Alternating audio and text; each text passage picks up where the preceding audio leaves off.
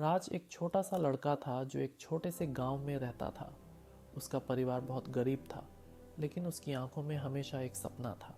एक दिन वो भी अपने गांव का नाम रोशन करेगा। पिता मजदूरी करते थे और माँ घर का काम संभालती थी, लेकिन दोनों की मेहनत से घर चलता था।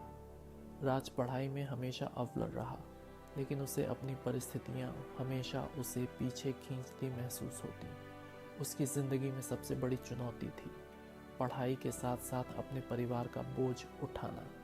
पिता की बीमारी और घर के खर्चे ने राज को निरंतर मानसिक दबाव में रखा, लेकिन फिर भी उसने हार नहीं मानी।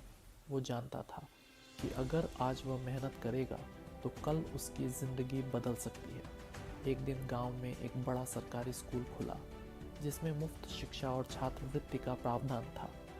राज ने सोच लिया कि इस मौके का फ़ायदा उठाना चाहिए, लेकिन रास्ता आसान नहीं था।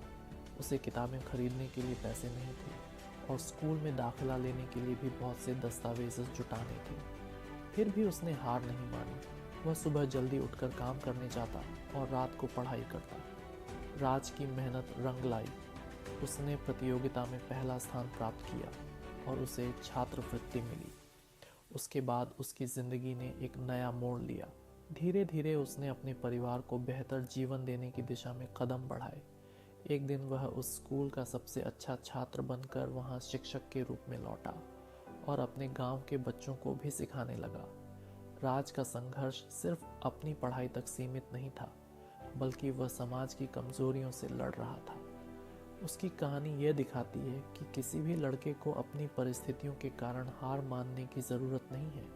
अगर मेहनत और इच्छा शक्ति मजबूत हो तो कोई भी परेशानी असंभव नहीं होती। राज की ज़िंदगी ये सिखाती है कि अगर एक लड़का अपने सपनों के पीछे पूरी ताकत से दौड़ता है तो वह किसी भी कठिनाई को पार कर सकता है और अपने परिवार, समाज और खुद के लिए एक बेहतर भविष्य बना सकता है।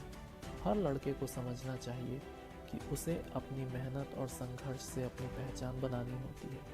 परिस्थितियाँ चाहे जैसी भी हों, अगर आत्मविश्वास और लक्ष्य साफ हो तो कोई भी रुकावट रास्ता नहीं रोक सकती।